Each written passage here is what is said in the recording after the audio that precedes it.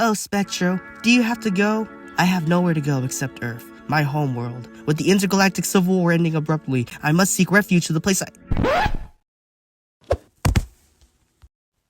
Oh, hey guys! This is awkward. The Chronicles of Spectro. Toys, toys, toys. What's more to be said about them? Almost everyone grew up with one form of toy or another. They shaped our childhoods and sometimes even define our adulthoods. Toys nowadays are seen as collectibles and valuable merchandise. However, there are some toys that go from looking absolutely amazing to... What the fuck, bro? Today, we'll be taking a look at the disturbing toys Iceberg, in which I have ranked myself. Now, there is a limit when it comes to this list. I won't be listing toys that were either recalled or led to the deaths of children due to a default function like the rare and banned Boba Fett rocket launch figure by Kenner. I want to take a look at the toys that were either offensive, disturbing, or either borderline creepy. So with that being said, let's break things down with the disturbing toys Iceberg. Layer 1. Evil Stick Wand. Starting off strong or messed up depending on how you interpretate this toy, the Evil Stick Wand is a cheap toy that was sold in a local dollar store in Dayton, Ohio.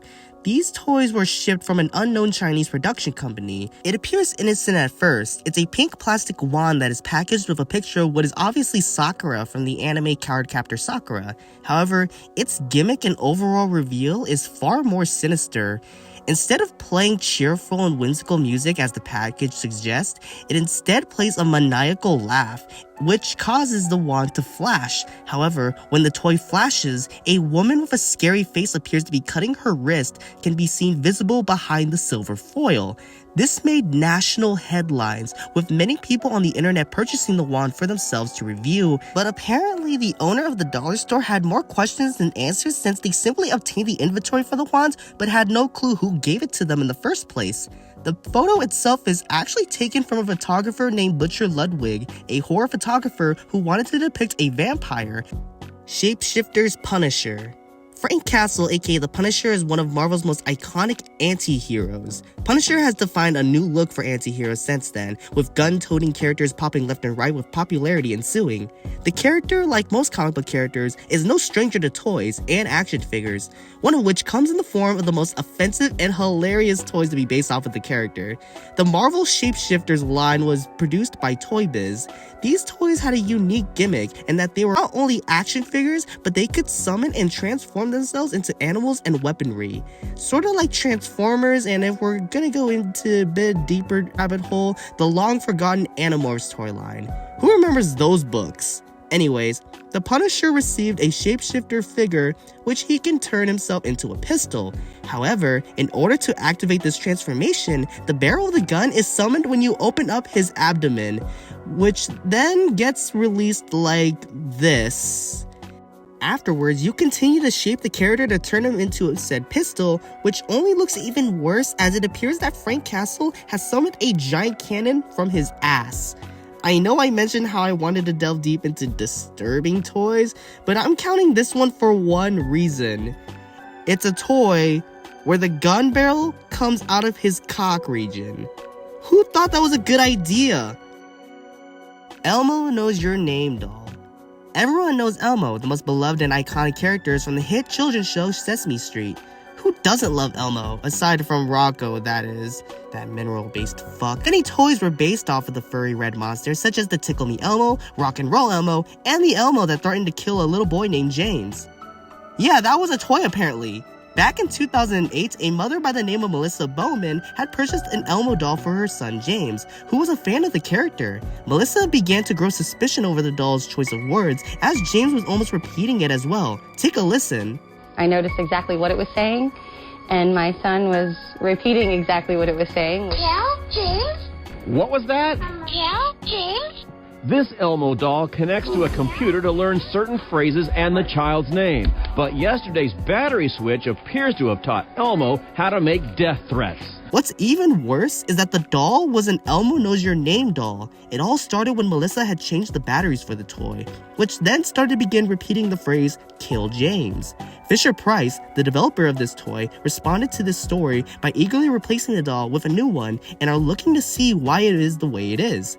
Personally, I think it's just a big coincidence that it just so happens to be saying those words. Technology is weird sometimes, and anything could happen, even if it sounds sinister. Although, to be completely honest, if that toy started making death threats towards me, the best course of action is go to an empty field and light the bitch on fire. Layer 2. Ebola Dolls. In 2014, the Ebola outbreak began spreading like wildfire, the most widespread in recorded history. Sometime around that era, Giant Microbes Inc. began producing a plush toy based around the virus. The toy was made to educate children about the virus and its capabilities. According to Giant Microbes Inc. Vice President of Operations, Laura Sullivan, it was marketed to pediatricians and parents initially. The idea is that kids responded favorably to stuffed animals. Giant Microbes also produced toys based around viruses such as Zika, smallpox, and even various COVID variants. I think they're really cute looking and aren't that bad in terms of execution. It's an educational tool for kids, and I think kids should learn about the dangers of these deadly diseases. The reason why I'm putting them on the list is obviously that they're based on things that actually kill people. Cute, but deadly. Remco Baby Laugh-A-Lot. This obviously creepy doll was released in 1971, produced by Remco Toys. The commercial that's trying to sell the toy doesn't even help its case. The toy's main function is to rock back and forth and constantly giggle. Seriously, who thought this toy was even a good idea for kids? Maybe back in the 70s this wasn't all that scary, but looking back at it now, this is just as scary as Annabelle. No parents should allow their kids to play with such a doll, let alone one that just laughs all day. You're listening to Baby Laugh-A-Lot. She's the funniest doll you've ever seen. Just push the button and she starts to giggle. Get Baby Laugh-A-Lot by Remco. Even if you remove the creepiness altogether, again, its only function is to laugh. Wouldn't you get sick of hearing that over and over again? Like your kid's just playing that in the living room as it constantly laughs while you're trying to freaking work and catch up with something that you missed last week? Even the expression on the doll looks sinister. Like it's about to crawl into your bed when you go to sleep as it attempts to slit your throat. Yeah, let's move on. Poopsie Surprise. Why would kids want to play with poop? Seriously, this is just bound to be someone's fetish. Poopsie Surprise is a toy that says it all. It shits. This series of unicorn humanoid dolls comes with all that you see here. Some special powder to feed the unicorn, a cup, a spoon. Why is there a cup? Seriously, what is that implying? I think it's just weird in general. Like, this is what little girls are into right now? This is just... why? Although they released in 2020, they have not released any new products as of late, as it appears that they have quietly canceled the product as of 2023. And also from what I heard, the Black Eyed Peas are suing the company for Poopsie Surprise because they used one of their songs as one of their theme songs for the brand. Yeah, this is just all too weird for me. Layer 3. Cloud Pets.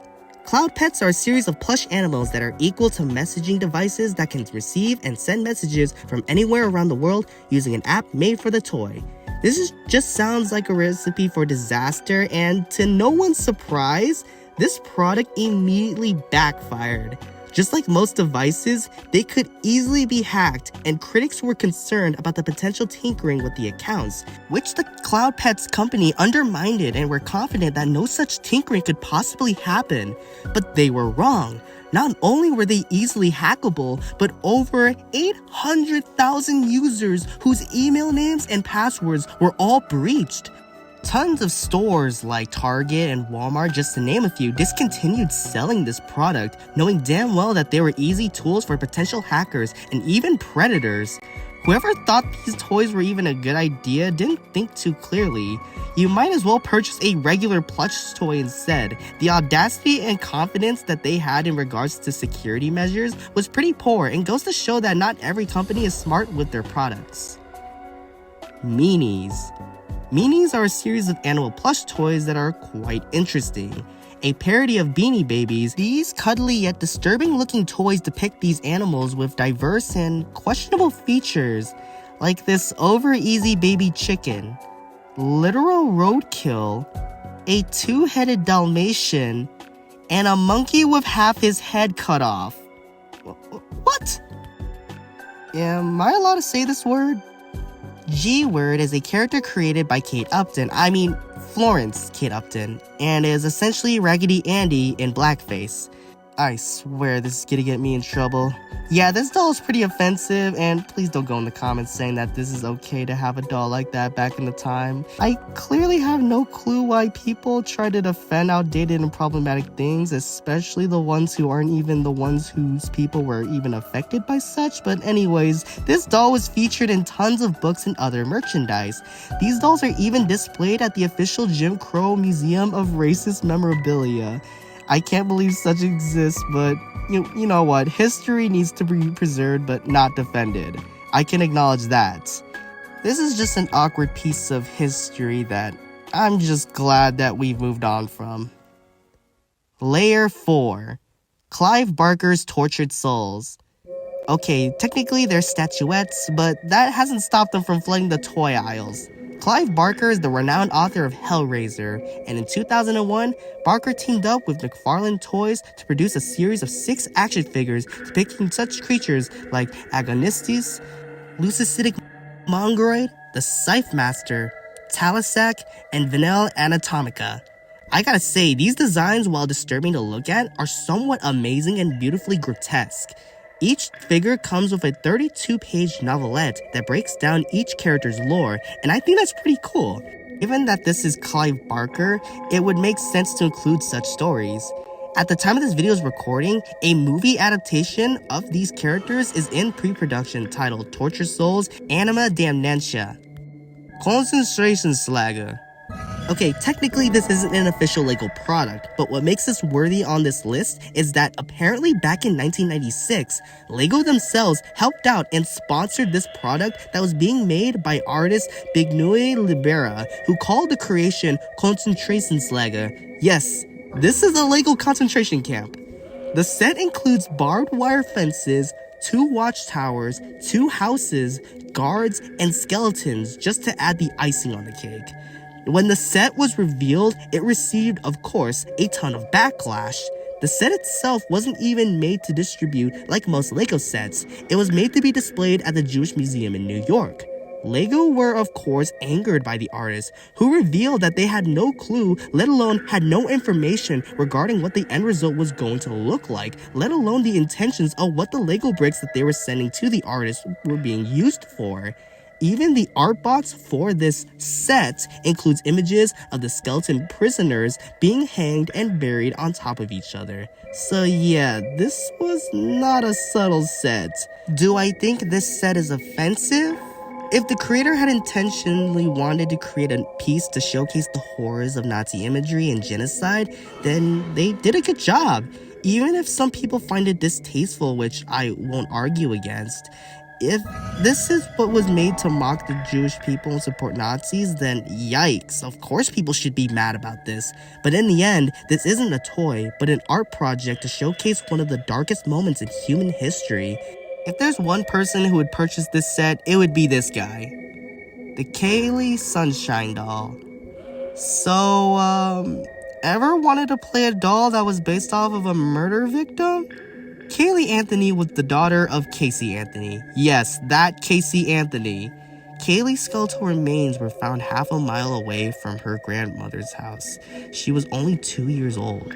Her mother, Casey, was charged with first-degree murder, but was acquitted from those charges by the Florida jury.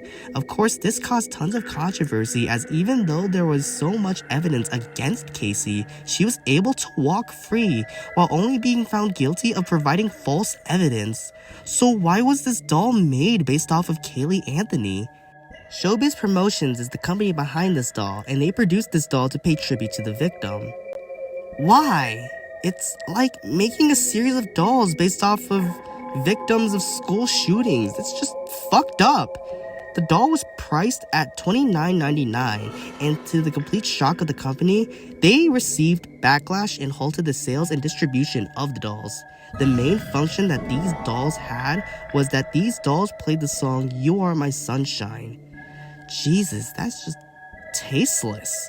But yeah, these toys existed, and honestly, this whole situation is just a mind-numbing enigma that I would rather make an entire video just talking about the entire Casey Anthony situation. But as of now, may Caylee Anthony rest in peace. No one should die that young, and literally goes to show how fucked up this world really is.